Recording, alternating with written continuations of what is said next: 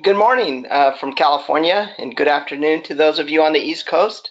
My name's John Nickerson. I'm the Vice President of Forestry at the Climate Action Reserve, and I'm joined today remotely by Sarah Westcott and Amy Kessler. They're both in Los Angeles, and they're both with the Climate Action Reserve. And today's presentation is going to be on the adaptation process for the Urban Forest Protocol for Ontario and Quebec. And I think we will wait just another minute. We see that people are still coming on, so we'll hold just a couple of minutes here.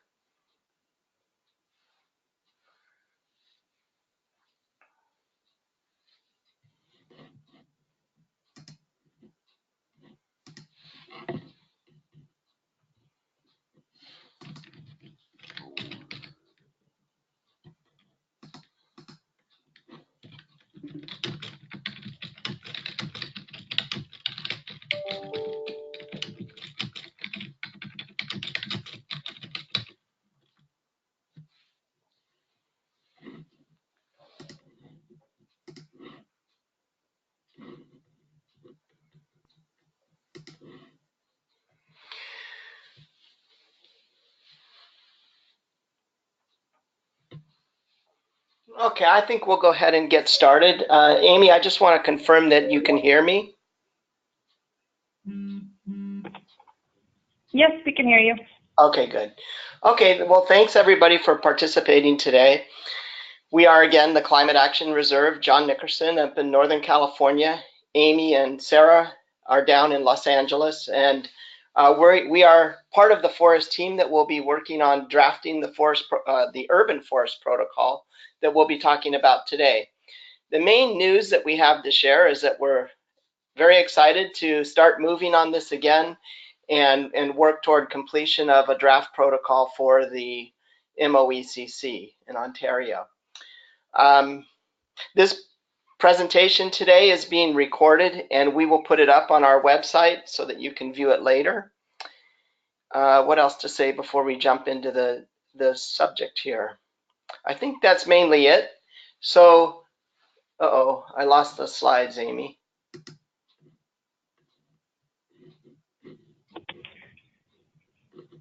Hi, John. Yes, they're going to be up in 1 second again. They should be up right now. Got them. Okay, we can go to the next slide then.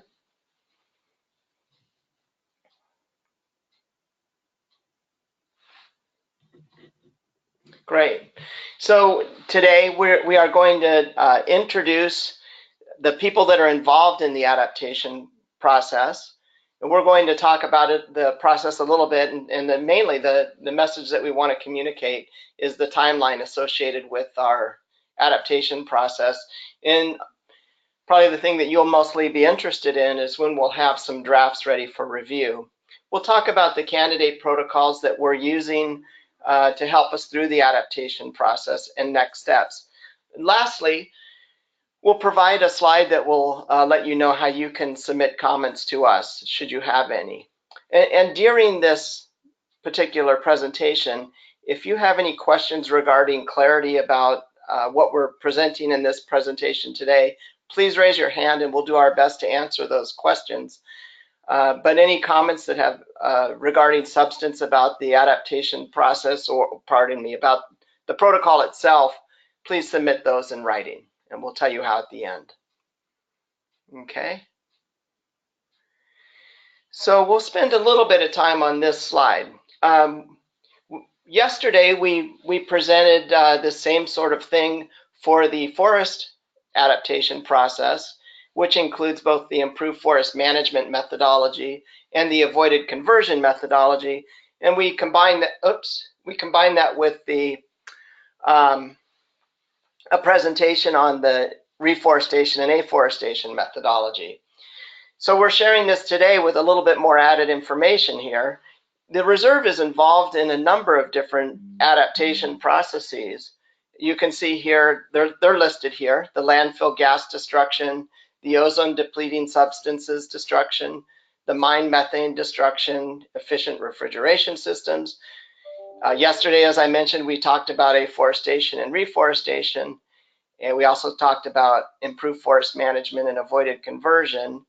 today we're talking about the urban forest protocol. I won't go through the naming the other lists of names of the protocols there. You can read them.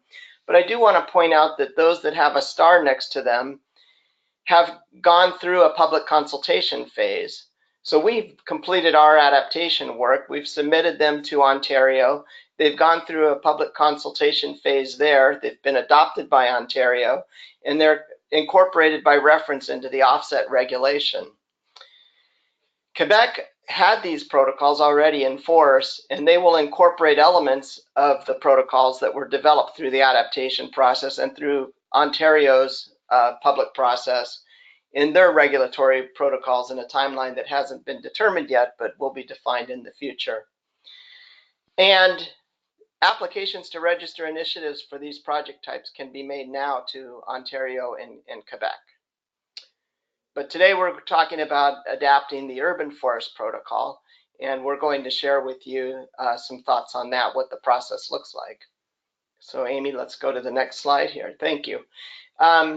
So our role here with our contract with Ontario and Quebec is to adapt protocols from other existing protocols that we'll talk about in a bit for Ontario and Quebec. Ontario and Quebec have their own independent processes that they will undertake to adopt them, that will include a public consultation phase. And at that point, once they're through with that, the protocols will become part of each jurisdiction's regulations. So again, just to focus on our part here, we're talking about that top first step in the process is to adapt the protocols for Ontario and Quebec. And we can move to the next one. This is introducing our team. Again, we at the Climate Action Reserve, I've already mentioned myself, John Nickerson, Amy, and Sarah. John Remical is also part of our team and will be playing a big role in this particular protocol. John is in Wisconsin.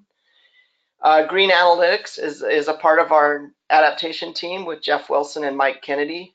Nathan Debates with Eco Resources in Quebec, and Tanya Maines with Veresco Solutions. So this is the team that will be developing the drafts and sharing it with both the technical task team and with the stakeholders. The management team, on our side, we have Craig Ebert at the Climate Action Reserve. He's our president. Aaron Schroeder with Brightspot Climate, and Karen Hogan Korzra of Veresco Solutions. And I don't think I pronounced her name correctly, so excuse me for that. The protocols that we are using as adaptation is basically the main subject matter for adaptation include both the reserves, urban forest management protocol.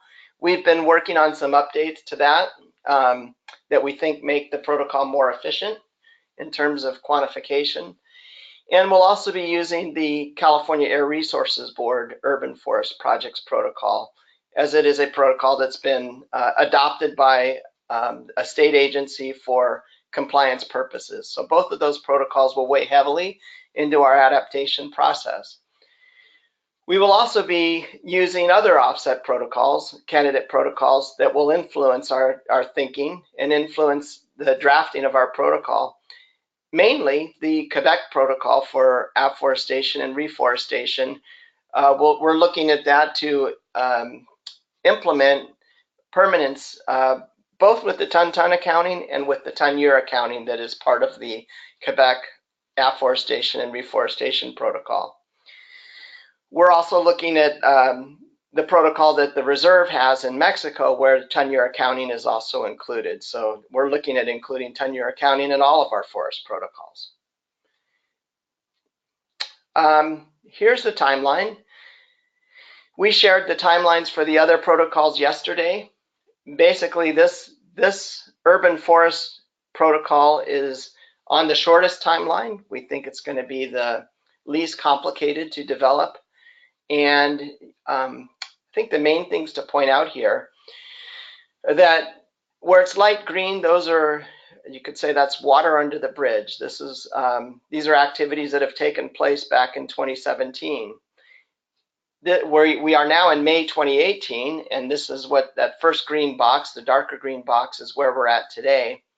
We will be drafting in the next couple of months through June and July, and we'll be taking the draft protocol through the technical task team in August, at which point some revisions are surely going to occur, and we'll share that draft with the stakeholders, with you stakeholders at this in September. Following that process, we'll take comment and revise the protocol for another round of meetings with the technical task team and revisions, and bring it back to the stakeholders in November, with the idea of finalizing and submitting a draft protocol to Ontario and Quebec by the end of February. So I think that's it.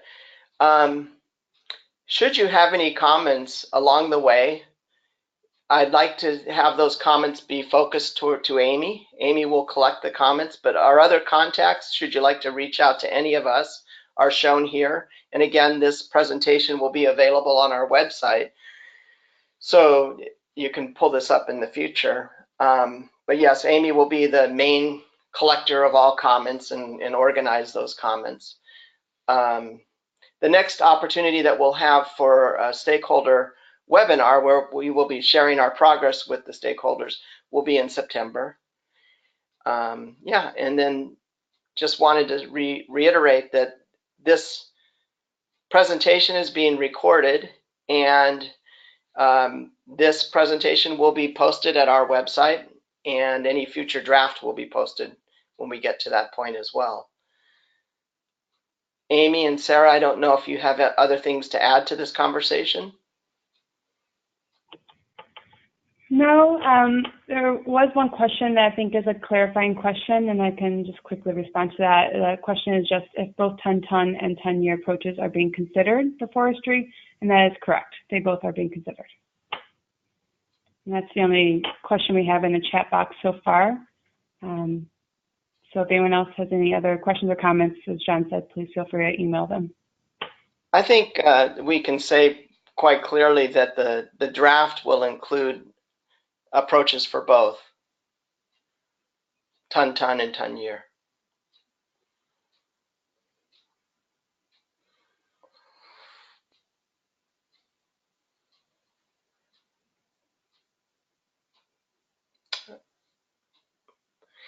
Okay, well, I think if there are no further questions, and Amy, I just want to confirm that on your end that you're not seeing any other questions. That's correct. There aren't any other questions at this time. I want to thank you for your participation today, and please feel free to reach out to any one of us during this process. We're very excited to be moving on it again, and we look forward to re-engaging with you in the fall. Or actually, when is it? It's going to be, yes, September 2018.